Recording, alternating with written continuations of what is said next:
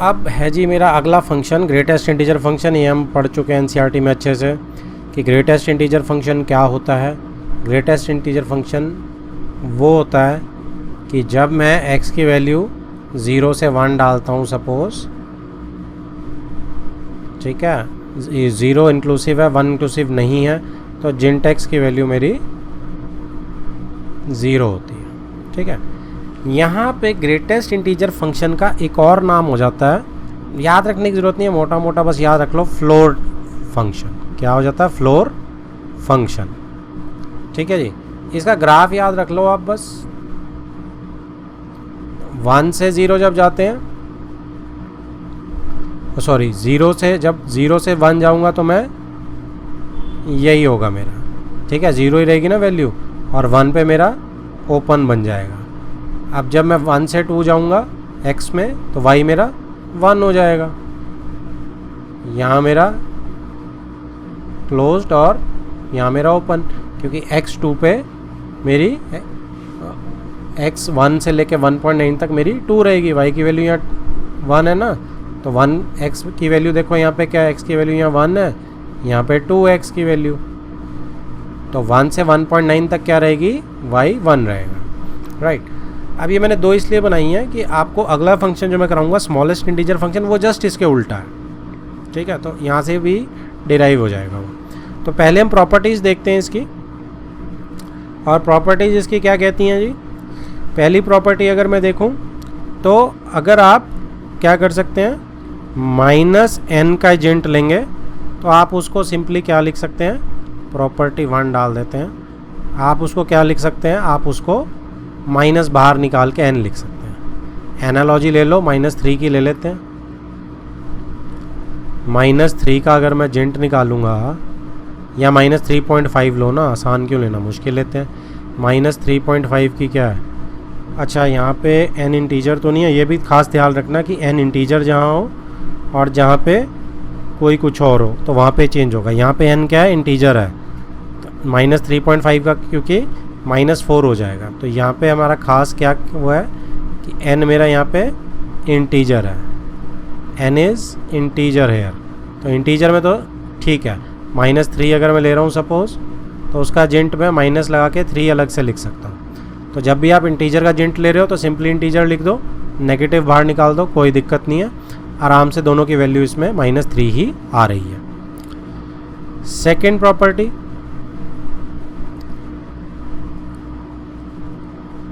x plus के। ठीक है जी, x प्लस के। अब x जो है वो रियल नंबर है और k जो है वो इंटीजर है। x इज़ रियल नंबर, ठीक है, ऊपर ही लिख लेते हैं, हो सकता है सारी प्रॉपर्टीज़ में ऐसा ही हो। तो x जो है that is real number, and k या n जो है मेरे वो क्या है, इंटीजर है। ठीक है, n भी मेरा इंटीजर है।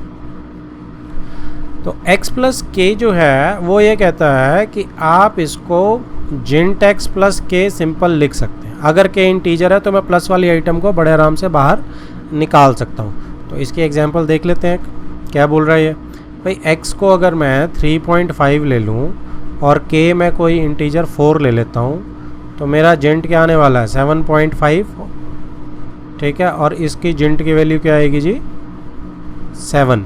लेफ़्ट में 7 आएगी ना, लेफ़्ट वाली वैल्यू होती है। तो अब मैं इस साइड का लेता हूँ अगर, तो यहाँ पे ये क्या बोलता है कि आप भाई साहब इसका 3.5 का जेंट ले लो और 4 को एज इट इज़ लिख दो। तो 3 इधर से आ जाएगा, +4 7 आ गया जी, दोनों बराबर, बिल्कुल आ गए।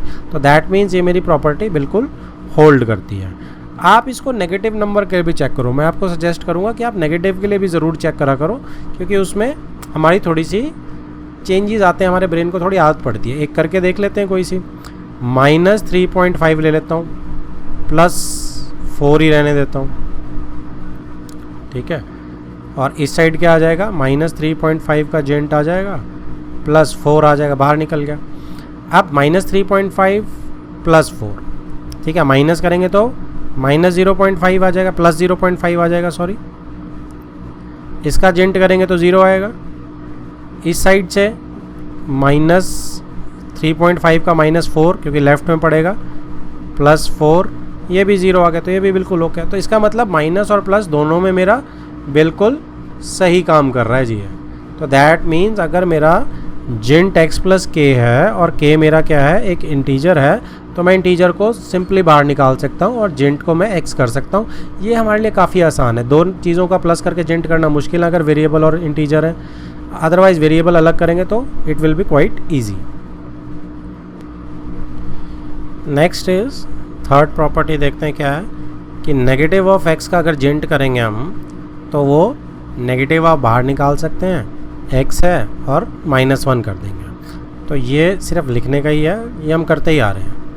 आप x रियल नंबर है ना, तो x को आप कोई एग्जांपल लो, -3.5 लो, इसका जिंट निकालो, तो मुझे पता है इसका जिंट -4 होता है।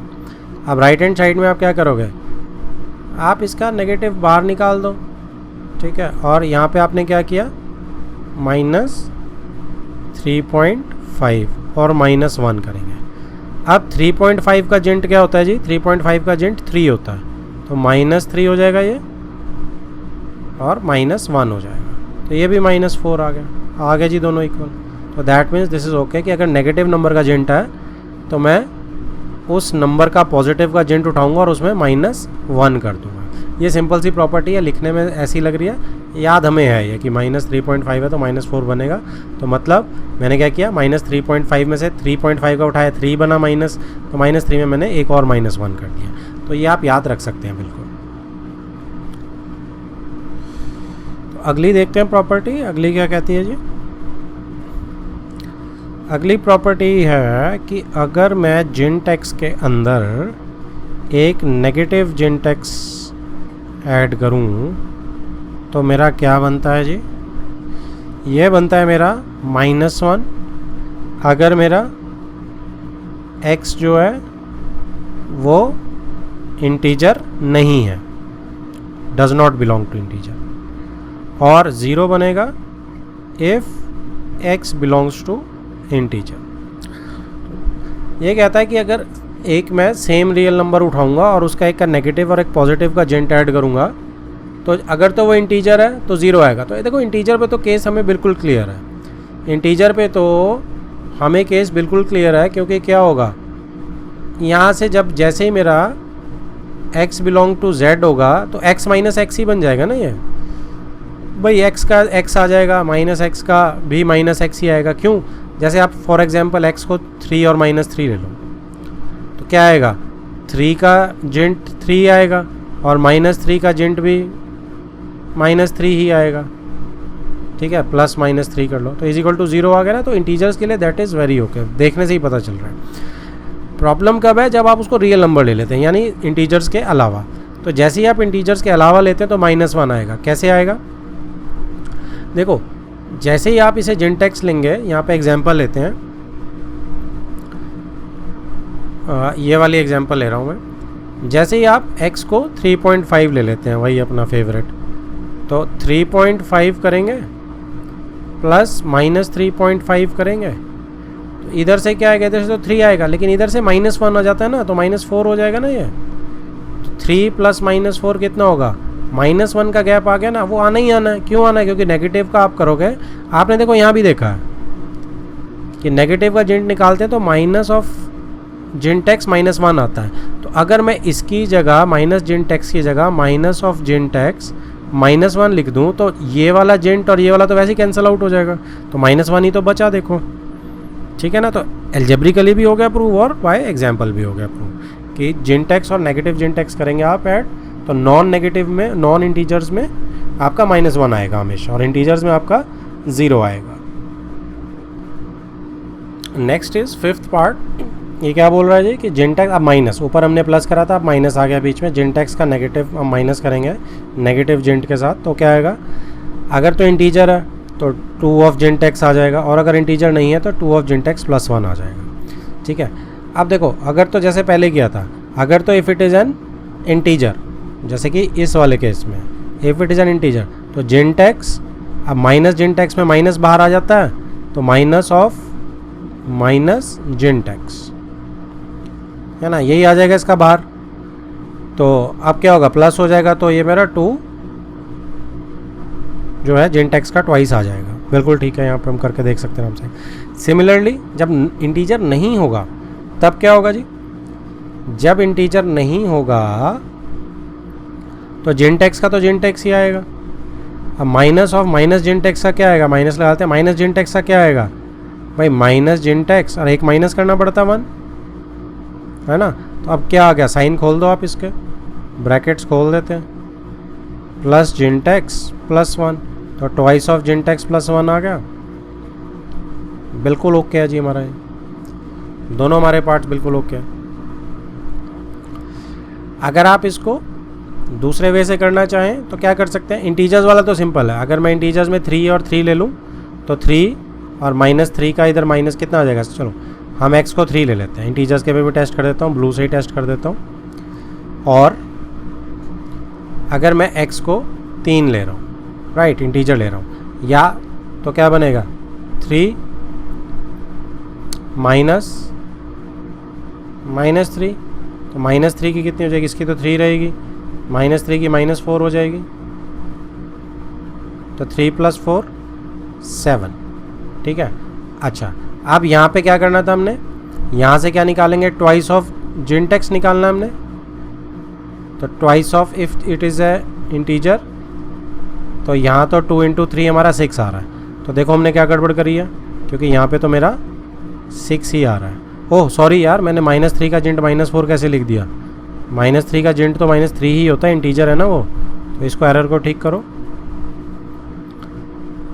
-3 का जिंट इज़ -3, तो ये 6 ही आएगा, ठीक है। और अगर आप इधर चेक करेंगे तो इधर 2 × जिंट 2 × 3 आ रहा है, ये क्या आ रहा है? ये भी 2 × 3 6 आ जाएगा। तो ये मेरा ओके हो गया। अब रही बात दूसरी वाली रियल नंबर्स की, तो रियल नंबर्स को अगर मैं टेस्टिफाई करूँगा, ठीक है, इसको अगर हम टेस्टिफाई करते हैं, एग्जांपल लेते हैं इसकी, यहाँ पे x किसको लें? अब 3.5 कर देते हैं उसको, रियल नंबर बन जाएगा। तो 3.5 जब हम करेंगे तो जिंट ऑफ 3.5 माइनस 3.5 का जिंट, तो 3.5 का जिंट तो 3 होता है, -3.5 का जिंट अब -4 होता है, जो मैंने गलती से पहले कर दिया था, -4। तो अब आएगा 3 + 4 7। तो अब आप इसको क्रॉस चेक करो 2 ऑफ जिंट एक्स प्लस 1 से, तो 2 ऑफ जिंट एक्स 3.5 का तो 3 होता है, तो 2 × 3 6, 6 + 1 7, बिल्कुल ओके है जी हमारा, दोनों टाइप से हमारा बिल्कुल ठीक आ रहा। सो नेक्स्ट इज 6, 7, 8, 9 सारी प्रॉपर्टीज़ हमने इकट्ठे पेश कर ली। क्यों करी? क्योंकि इसमें सब में ऑलमोस्ट एक जैसे ही बिहेवियर है कि जिंट एक्स जो है या तो ग्रेटर देन एक्स है या greater than equal to x है, ठीक है जी। 8th में less than equal to k है, एंड जिंट x is less than k है। के जो है वो हमारा इंटीजर है यहाँ पे, क्योंकि हमने ऊपर एक बार डिफाइन कर लिया था के इज़ अ इंटीजर।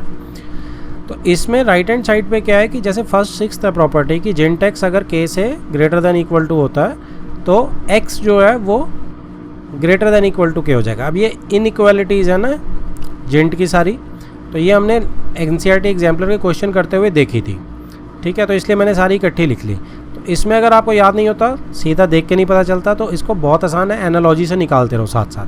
तो पहली जैसे हमने एनालॉजी करी थी कि जिंट एक्स अगर ग्रेटर देन 3 है, ग्रेटर देन इक्वल टू 3, तो 3 कहाँ से शुरू होगा? एक्स क्या होगा? एक्स भाई 3, जिंट एक्स 3 कब होता है? 3 पे ही होता है, तो 3 से बड़ा हो जाएगा, ठीक है ना। 3.1 पे भी 3 होता है, 4 पे भी 3 होता है, 4 पे 4 हो जाएगा, तो वो जिंट एक्स मेरा सिंपल है। तो देखो पहली प्रॉपर्टी बहुत आसानी से मेरी होगी। सेकंड प्रॉपर्टी देखो 7th की, अगर इक्वल टू का निशान हट जाता है तो गेम क्या बनती है? जैसे ही इक्वल टू का निशान मेरा हट जाएगा तो जिंट एक्स अगर ग्रेटर देन 3, इसी से ही कंपेयर करते हैं, तो जिंट एक्स ग्रेटर देन 3 है, इसका क्या मतलब है कि जिंट एक्स जो है कहाँ से शुरू होगा? 4 से स्टार्ट होगा, है ना। इसका मतलब तो यही हुआ ना, क्योंकि जिंट एक्स तो सीधा इंटीजर में ही शिफ्ट मारता है ना, तो इसका क्या मतलब हुआ कि वो 4 या 4 से बड़ा होगा। तो इसका क्या मतलब हो गया कि यानी कि एक्स जो है वो 4 होगा या 4 से बड़ा होगा, तभी हो पाएगा, ठीक है। तो ये मेरी देखो k+1 हो गई, 3 + 1 4 हो गया ना, तो ये k+1 से बड़ा होगा, राइट। अच्छा, इसमें देखो इसने एक गलती कर दी, आई थिंक। क्या गलती करी है? अच्छा, मैंने गलती करी है, इक्वल टू का निशान मुझे, पर ठीक है इक्वल टू का निशान होना चाहिए, क्यों नहीं लिया हुआ इसने, आई डोंट नो। इसको करेक्ट करते हैं हम, निशान हमारा बनता है, बिल्कुल बनता है, क्यों नहीं बनता है। देखो ध्यान से सुनो मैं क्या बोल रहा हूँ कि जिंट एक्स जो है मेरा ग्रेटर देन 3 है, तो इसका मतलब जिंट एक्स जो है 4 से शुरू होगा। अब जिंट एक्स 4 कब होता है, 4 पे भी तो होता है 4, और वो ग्रेटर देन 3 में आता है ना, तो जो मेरा x है वो 3 + 1 4 हो सकता है ना, बिल्कुल हो सकता है। कहने का यही मतलब था मेरा। तो जिंट एक्स यहाँ पे एक निशान हम एडिट करेंगे इसे, greater than equal to k + 1 आएगा, ठीक है। तो एक और उसने थोड़ा सा गलत कर रखा है। अब 8th में देखो जब less than equal to k आएगा जिंट, तो ले लेते हैं जी हम अगला, क्या आएगा, जिंट मेरा लेस देन इक्वल टू 3 है। अब 3 है ना इक्वल टू, तो बस ख़त्म है। इसमें क्या आएगा, लेस देन इक्वल टू 3 में क्या कर सकते हैं हम इसे कि 3 होगी वैल्यू, या 2.1 होगी, या 2.3 होगी। अब 3 की वैल्यू कहाँ से कहाँ तक होती है, देखो 3.1 पे भी 3 होती है, 3.9 पे भी 3 होती है, तो 3.9 भी ले सकता हूँ x को मैं। x जो है 3.9 से कम शुरू होगा, यानी कि 4 से कम शुरू होगा, 4 को लेते नहीं, ठीक है। 4 से जस्ट एक कम पे हमारा 3 आ रहा है जिंट, तो x इज लेस देन 4 मतलब x में आपने k + 1 कर दिया ना, 3 + 1 4।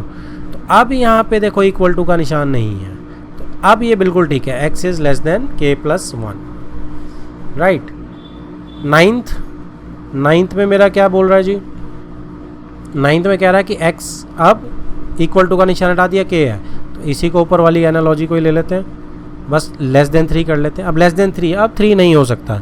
अगर जिंट मेरा 3 नहीं हो सकता तो उससे छोटा जिंट क्या होगा, उससे छोटा जिंट तो मेरा 2 ही होगा, तो 2 या 2 से कम।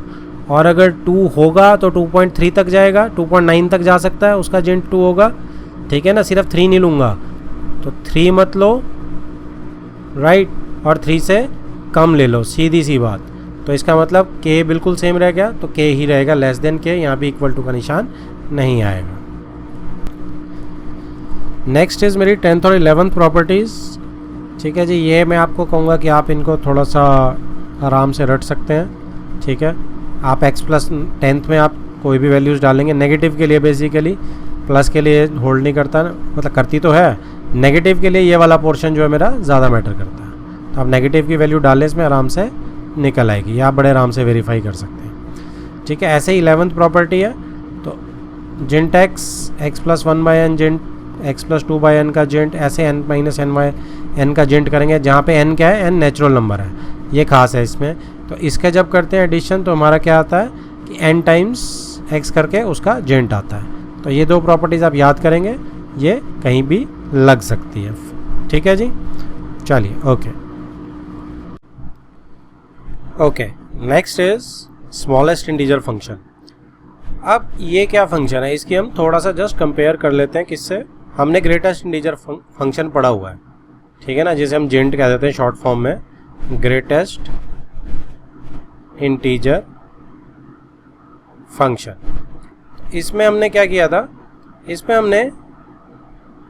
हमने कहा था कि जब 0 से 1 तक कोई चीज़ जाएगी, ठीक है, 0 से 0.999 तक, 1 नहीं लेंगे, तो जिंट एक्स की वैल्यू क्या होगी हमारी 0, लेफ्ट हैंड से उठाते हैं, है ना।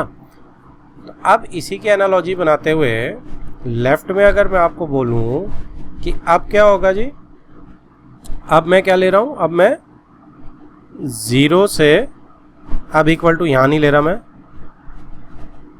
अब मैं यहाँ ले रहा हूँ, राइट में ले रहा हूँ, ठीक है। अब मेरा greatest integer smallest integer function कौन सा हो गया। अब इसमें तो देखो इंटीजर एक ही है, 0.1 से लेके अगर आप 1 तक जा रहे हो तो इंटीजर क्या निकल के आ रहा है, 1 ही आ रहा है, तो स्मॉलेस्ट इंटीजर फंक्शन मेरा क्या हो जाएगा जी, मेरा 1 हो जाएगा। मतलब हम बेसिकली यहाँ पे हम क्या कर रहे थे, यहाँ हम लेफ्ट वाली वैल्यू उठा रहे थे, यहाँ हमारा फोकस किस पे चला गया, राइट वाली वैल्यू पे, क्लियर है। अब जैसे इसमें नेक्स्ट वाली जो हम कर रहे थे, that was 1 is less then x is less then 2 तक, तो 1 से 1.9 तक थी, लेफ्ट वाली वैल्यू उठाते थे, 1 इज आंसर। अब इसमें क्या होगा, अगर हम 1 तो ऊपर ले ही चुके हैं, 1 तो इधर नहीं ले सकते, अब 1 से 2 तक जा रहे हैं, हम 2 ले सकते हैं, 1.1 से हम ऑलमोस्ट 2 तक जा रहे हैं, 1.0001 भी कह सकते हो आप, इनफाइनाइट तक, कोई दिक्कत नहीं। तो वहाँ से 2 तक जा रहे हैं, कौन सा इंटीजर है, सिर्फ 2 है, तो स्मॉलेस्ट इंटीजर फंक्शन राइट वाला दैट इज 2। 2 केसेस हो गए जी, हमारे समझ में आ गए। अब तीसरा केस नेगेटिव वाला देख लेते हैं। नेगेटिव वाले में जब हम यहाँ करते थे तो जब मैं -1 से 0 जाता था, ठीक है, कलर मैंने चेंज कर दिया, तो -1 से जब हम 0 जाते हैं, ठीक है जी, तो क्या होता है, -1 होता है जेंट, राइट। -1 से -0.1 तक अगर जा रहे हैं तो -1 है जेंट, रखा हमने वही लेफ्ट में। ऐसे ही एक अगर -2 से -1 तक जा रहे हैं तो -2 है मेरा, राइट।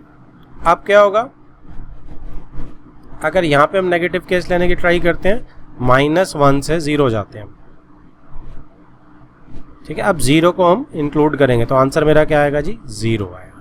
एक और आगे बढ़ते हैं, -2 से -1 लेते हैं, ठीक है, तो राइट में पड़ेगा तो -1 आएगा। कहने का मतलब, अब मैं बीच में एक एक वैल्यू अगर लेके आपको दिखाता हूँ तो क्या हो सकता है, एक दो वैल्यूज़ लेके दिखाते हैं।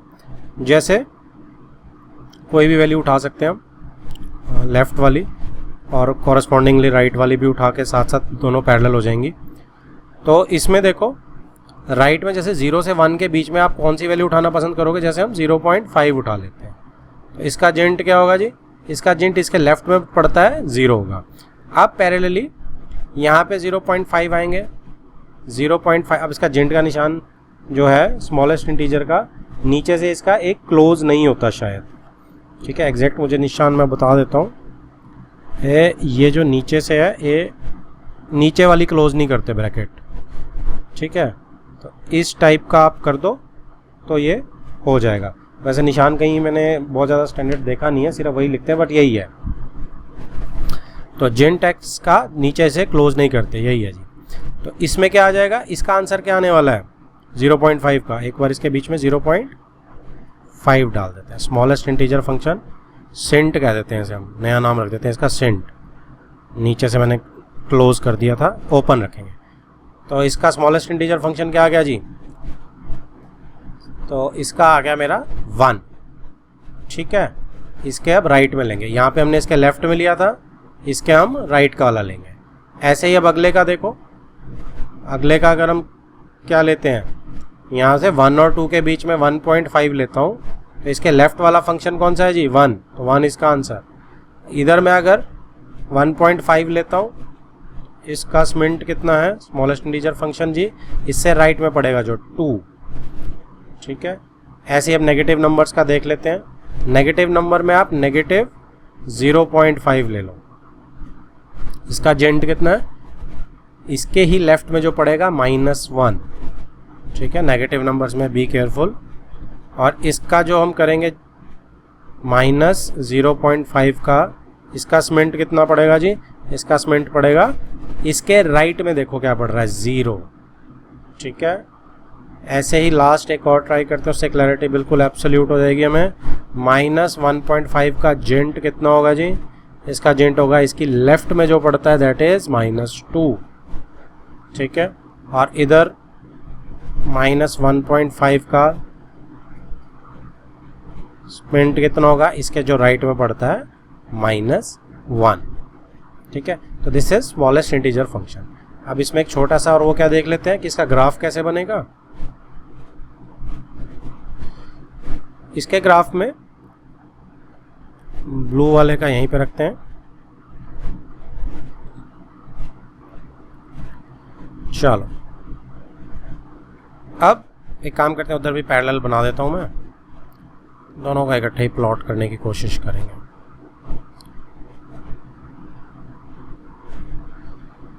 ओके, अब एक कॉमन कलर ले लेते हैं, इसमें तो रेड से हो जाएगा शायद। ओके, फर्स्ट इज 0 से 1, तो 0 से 1 जब मेरा x जा रहा है, ठीक है जी, तो y की वैल्यू क्या आ रही है, 1 आ रही है। फंक्शन की वैल्यू क्या आ रही है, 1, तो y की वैल्यू 1 यहाँ पे है। 0 से 1 मैंने x डाल दिया, तो y 0 से शुरू हुआ। अब 0 पे क्या है वैल्यू, 0 नहीं मिल रहा, अलाउड नहीं है मुझे 0 यहाँ पे, तो 0 की यहाँ पे खाली सर्कल मेरा, नॉन इंक्लूसिव वाला, ठीक है जी। 0.1 से शुरू होते ही वैल्यू 1 आनी शुरू होगी, 0.1 से आते ही 1 आनी शुरू होगी वैल्यू। और 1 पे क्या है जी वैल्यू, ये अगर मेरा 1 है x मेरा, तो उसकी वैल्यू भी 1 है, तो 1 पे 1 है बिल्कुल, तो ये मेरा शेड हो जाएगा 1 पे 1, राइट। ऐसे ही राइट में अगर देखते हैं तो जेंट के केस में 0 से 1, ठीक है, 0 से 1 ये है। अब वैल्यू क्या है जी यहाँ, ये काम करते हैं, इस पर ब्लू इतना अच्छा दिख नहीं रहा है, एक बार ट्राई करने दो आप। तो 0 से 1 में मेरा क्या है वैल्यू, x जी मेरी ये 1 है यहाँ पे, ठीक है।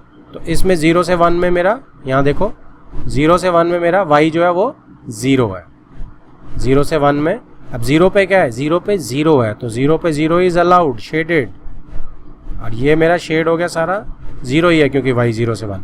1 पे क्या है y, 1 पे y 1 है, तो इसका मतलब ये अलाउड नहीं है, खाली नॉन शेडेड 0, ठीक है। देखो दोनों में डिफरेंस समझ आ गया आपको। अब अगला देखते हैं, 1 से 2 क्या है, 2 है फंक्शन, तो 1 से 2 x अगर यहाँ पे है तो क्या है, 1 पे क्या है जी, 1 पे तो 1 ऑलरेडी आ गया, तो 2 वाला मेरा यहाँ पे खाली सर्कल बन जाएगा, ठीक है। और 2 है, 1.1 से 2 तक 2 है, 2 पे 2 है, तो ये शेड हो गया यहाँ पे भी मेरा, राइट। ऐसे ही अब राइट में मैं जेंट में देखूंगा तो 1 पे क्या है जी, 1 पे फंक्शन 1 है, तो 1 पे मेरा ये जो y 1 है यहाँ, ये 1 अलाउड हो गया 1 पे, ठीक है। अब 1 से 2 तक क्या है फंक्शन, 1 से 2 तक 1 ही चलेगा, बस 2 पे 2 हो जाएगा, तो इसलिए यहाँ खाली सर्कल, राइट। अब हमारा पैटर्न बन गया बड़े आराम से, अब बड़े आराम से हम वेरीफाई कर सकते हैं। थर्ड लाइन को आप वेरीफाई करोगे, -1 से 0 जब x है तो y 0 है, तो y तो 0 आ गया, -1 से x 0 पे, बस अब शेडेड वाला पोर्शन रह गया। अब देखो 0 पे क्या है, 0 पे 0 है, तो 0 पे 0 शेड कर दिया मैंने, पैटर्न आपको ऊपर से दिख रहा है बिल्कुल ठीक। और 1 पे जो है, -1 पे सॉरी, वो भी 0 है, नहीं -1 पे सॉरी 0 नहीं है, -1 पे नीचे आ गया, देखो -1 पे -1 है, तो -1 पे तो -1 है, राइट। और -1 से -2, -2 से -1 पे -1 ही रहेगा, ठीक है। अब यहाँ पे ओपन 0, तो ये मेरा स्मॉलेस्ट इंटीजर फंक्शन बन गया। और पैरेलली जेंट तो हमें आता ही है, ये बिल्कुल मेरी वैल्यूज़ यहाँ पे ओपन सर्कल, और यहाँ पे -1 तक -1 रहेगी वैल्यू, राइट। अगला फिर -2 से -1 पे -2 रहेगी वैल्यू, ठीक है जी। तो ये मेरा ग्राफ हो गया, this was a smallest integer function, ठीक है। Smallest integer function cement type लिख दिया जस्ट शॉर्ट फॉर्म में, और लेफ्ट में मेरा जेंट का ग्राफ है, ठीक है। अब आपको बेसिक समझ आ गया, कोई भी प्रॉपर्टी आपको कन्वर्ट भी अगर करनी है तो आप बड़े आराम से कर सकते हो जेंट की सीमेंट में। तो इसमें अगर हम डोमेन रेंज निकालने की कोशिश कर रहे हैं तो डोमेन रेंज क्या बनती है, देखो देख के ही लग रहा है बिल्कुल सेम है। डोमेन रेंज क्या है, डोमेन क्या है, देखो x के ऊपर तो कोई प्रॉब्लम नहीं है, x तो देखो सारी वैल्यूज ले रहा है, x की कोई टेंशन नहीं है, तो डोमेन तो मेरी रियल नंबर है, ठीक है। रेंज क्या है, फाइनल निकल के क्या आ रहा है, फाइनल निकल के देखो फिर से मेरे इंटीजर्स ही निकल के आ रहे हैं, जैसे जेंट में निकल के आते थे वैसे इस मिनट में आंसर मेरे सारे इंटीजर्स हैं, देखो निकल के आ रहे हैं। तो रेंज इज इंटीजर्स, तो domain real numbers and range is integers. Next is fractional part function. Fractional part function क्या है, देखो फ्रैक्शनल पार्ट फंक्शन इज, अब मेरे पास सपोज कोई नंबर है, आप कोई भी नंबर ले सकते हो, 3.5 है जैसे हमारा नंबर, ठीक है। तो इसका फ्रैक्शनल पार्ट क्या है, इसका फ्रैक्शनल पार्ट 0.5 है ना। तो ये मेरा फ्रैक्शनल पार्ट फंक्शन है, बस कि आप उसका जो फ्रैक्शन है वो बताना है। अब ये फ्रैक्शन कैसे निकालोगे आप मैथमेटिकली, अगर मैं आपको निकालूं, वैसे तो मुझे समझ आ गया एक सेकंड में कि फ्रैक्शन है मेरा। अब इसकी जो डेफिनेशन है दैट इज कि आप इसमें से 3.5 को कैसे लिख सकते हो, आप इसको लिख सकते हो कि मैं इस नंबर का एक काम करता हूँ, x ले लेता हूँ, मतलब पूरा 3 ले लेता हूँ, और उसमें से 3.5 में से मैं इसका जेंट माइनस कर देता हूँ, ठीक है। क्लियर आपको। अब 3.5 में से जब आप जेंट माइनस करेंगे तो 3.5 3.5 हो जाएगा। जेंट कितना है इसका 3 आएगा, आपका क्या आ गया 0.5 फ्रैक्शनल फंक्शन आ गया। ठीक है जी, तो अब फ्रैक्शनल पार्ट की डेफिनेशन इसी से बन के आती है एंड दैट इज व्हाट कि मेरा फ्रैक्शनल पार्ट फंक्शन को हम कैसे डिनोट करते हैं जी, हम इसको ऐसे ब्रेसेस में डिनोट करते हैं। जो मेरी ब्रेसेस में ब्रैकेट होती है उसे हम फ्रैक्शनल पार्ट फंक्शन बोलते हैं फंक्शंस के केस में। अब इसे सेट से कंफ्यूज मत करना, इंग्लिश में लिखा होता है साथ में।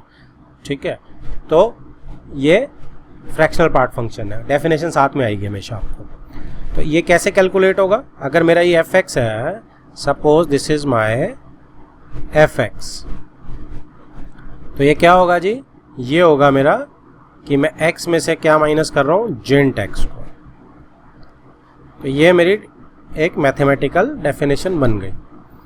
ओके, अब इसको 2-4 नंबर्स लेके प्लॉट करने की कोशिश करते हैं कि ग्राफ क्या बनेगा। ओके, इससे पहले एक काम करते हैं, चलो बीच में साथ साथ ही हो जाएगा, नेगेटिव नंबर्स का भी आपको करके दिखाता हूँ। नेगेटिव नंबर्स के लिए पहले 2-4 पॉजिटिव ले लेते हैं। जैसे आप क्या बोल रहे हैं, 0.1 है, सपोज 0.1 है, इसका फ्रैक्शनल पार्ट क्या है, बड़े आराम से आपने 0.1 में से जेंट माइनस करेंगे इसका, तो 0 माइनस हो जाएगी, तो 0.1 ही आ जाएगा। तो पॉजिटिव नंबर्स में कोई दिक्कत नहीं होती। 0.2 करेंगे तो देखो 0.2 में से जेंट 0 माइनस करेंगे तो 0.2 आ जाएगा। ऐसे ही 0.3, 0.4, 0.9 पे जाओ तो 0.9 में से 0 माइनस करेंगे तो 0.9 ही आ जाएगा। ठीक है जी, तो ये मेरे रिजल्ट्स में प्लॉट करूँगा सारे, ये आते जा रहे हैं। आप क्या करेंगे, 1 से क्या होगा, अब 1 क्या है, 1 इज 1.0, इसका क्या करेंगे, नंबर में से 1 का जेंट कितना होता है, 1 का जेंट 1 ही होता है, कितना आ गया जी, 0 आ गया। तो हर इंटीजर पे जेंट और नंबर सेम हो जाएगा, तो हर इंटीजर पे क्या बनेगा, 0 बनेगा। राइट, अब इसको थोड़ा सा प्लॉट करते हैं।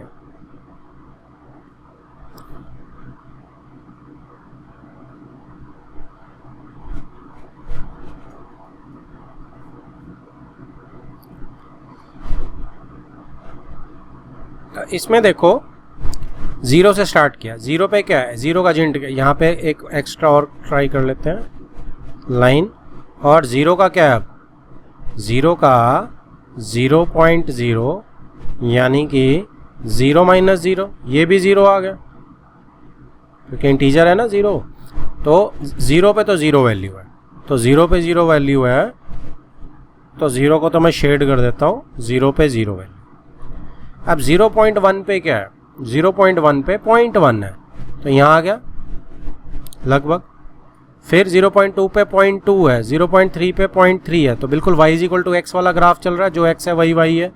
कहाँ तक, 0.99999 तक क्या चलेगा, 0.9999 चलेगा।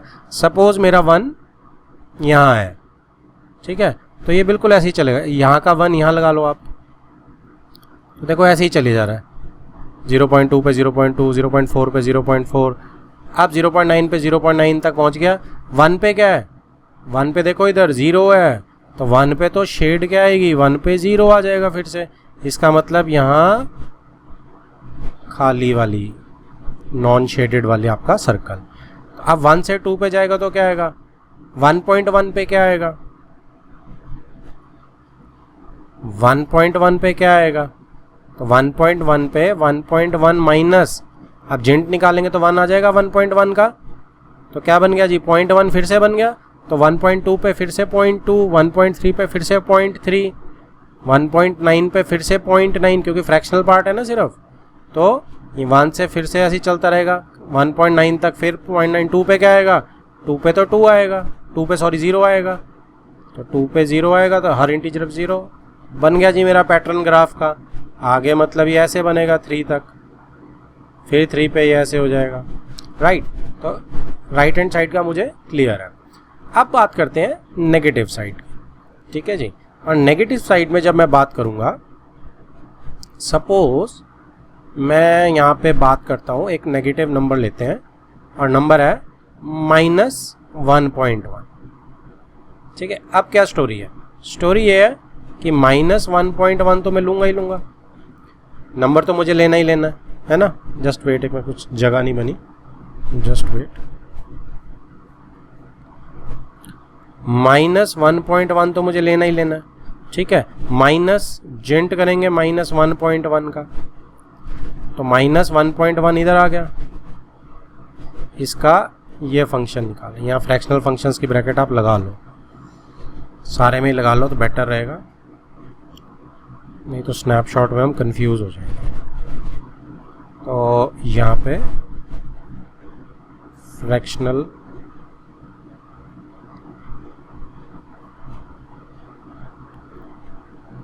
इससे हमें क्लियर हो जाएगा कि हम फ्रैक्शनल पार्ट निकाल रहे हैं इसका। चलो, तो अब -1.1 पे कहाँ थे हम?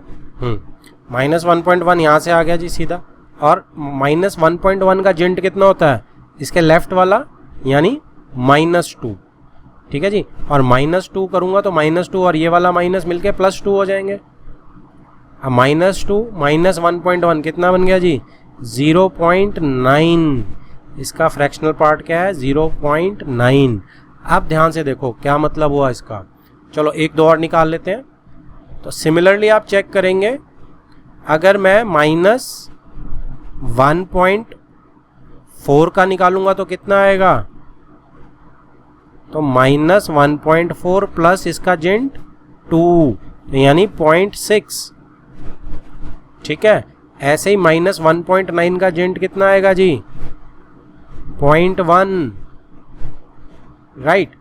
अब प्लॉटिंग करोगे तो देखो आप बड़े आराम से, -1.1 का जेंट है 0.9, तो जस्ट -1.1 के इधर लेफ्ट में 0.9 यहीं ऊपर से, तो दैट मीन्स यहाँ में नॉन इंक्लूसिव का 0 और ये नीचे शुरू होगी लाइन। अब यहाँ -1 है, अब -1.4 पे कितना था? 0.6, ठीक है।